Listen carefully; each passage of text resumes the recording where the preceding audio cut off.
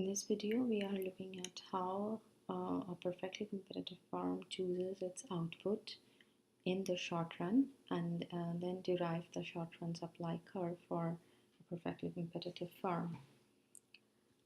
Recall that the goal of a firm is to maximize profit, which the general condition for which is setting marginal revenue equals marginal cost.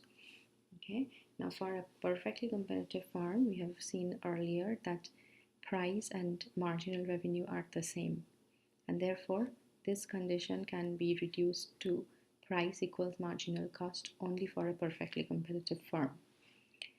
So with this background, let's find out how we can derive the supply curve for this firm and in the short run. Remember that in a perfectly competitive market or industry, there are n number of firms, many sellers.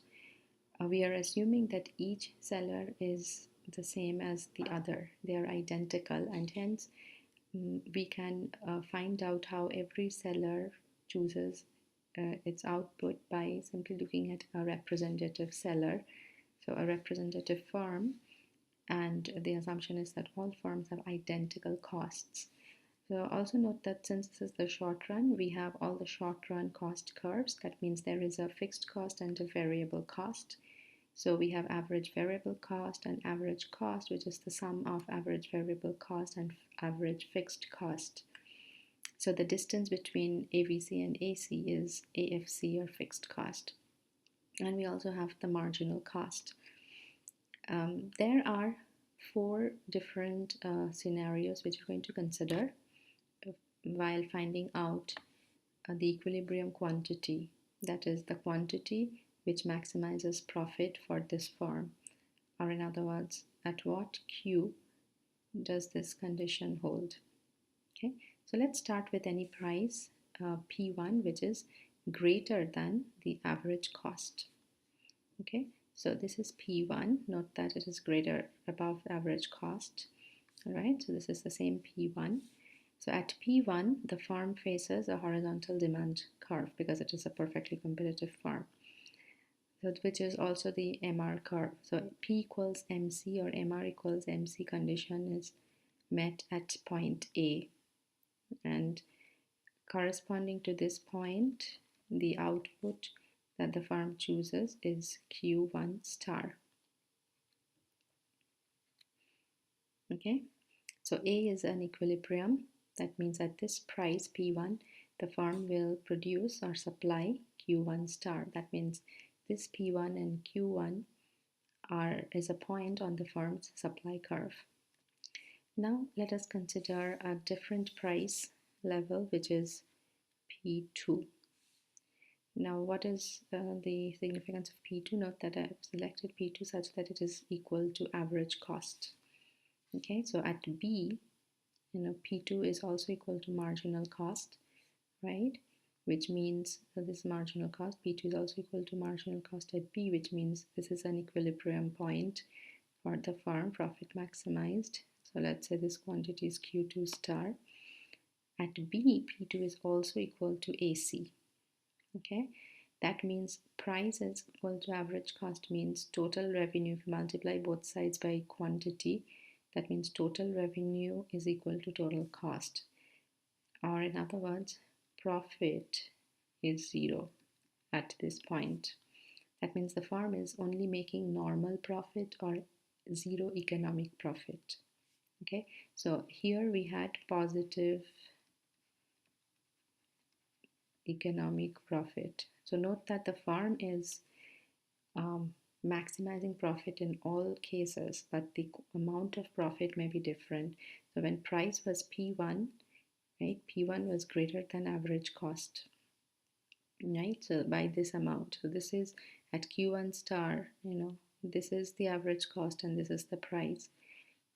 So P1 is greater than average cost by that amount, and if you shade this region, right, so this was average cost.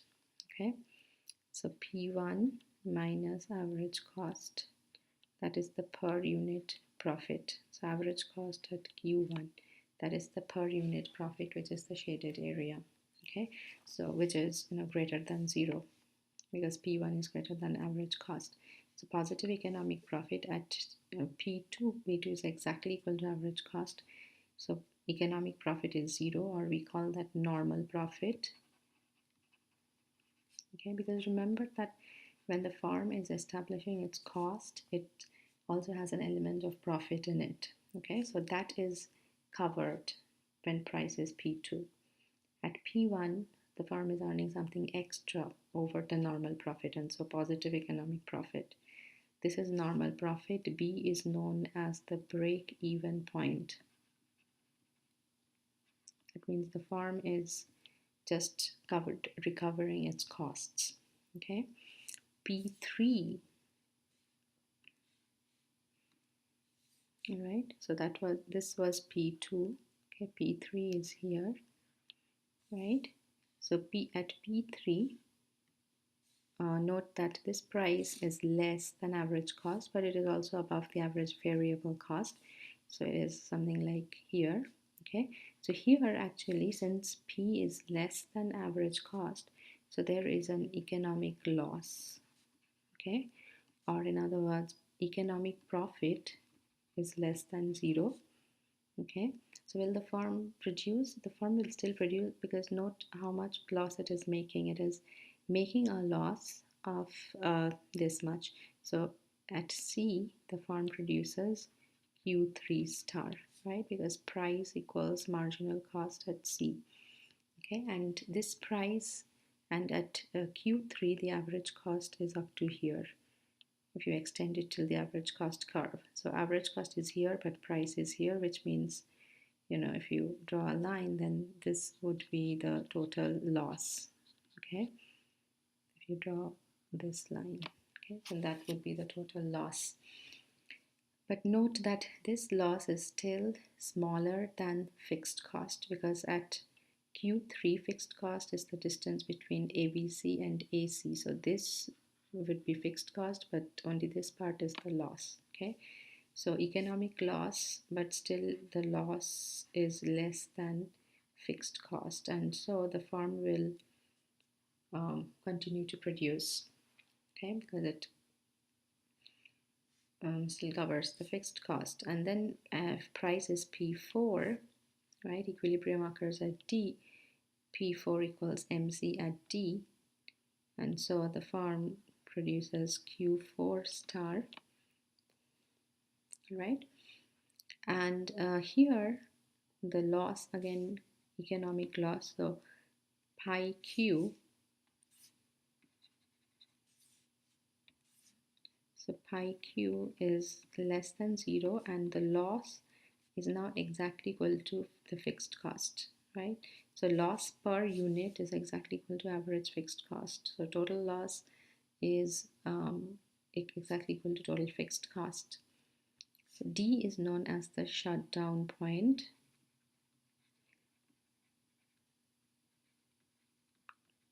If price falls below P4, then the firm is going to shut down, because then loss would exceed fixed cost. Okay, so the firm continues to produce at points like A, B, C, and D. Okay, now shutting down may not always mean going out of business, because the firm may shut down but still wait for prices to go up and then start producing again. So what we basically find is that this output choice rests on the profit maximization assumption, right? So at all these points, A, B, C, D, profit is maximized, but the amount of profit is different at different equilibria. Okay, so as long as the firm is maximizing profit, the output level it chooses for a given price is the equilibrium output, or the profit maximization output, and the supply curve is basically showing you those price and output combinations for the firm. So that is what we are doing here. Note that as price decreases, quantity produced by each firm also decreases. So P1, at P1 the firm produced something like Q1, so you can plot that. Also note that the supply curve is basically the rising portion of the marginal cost curve, which lies above average variable cost. So, okay. So this is the farm's supply curve, which is equal to the same as the marginal cost curve. And the positive part of the marginal cost that lies above the average variable cost.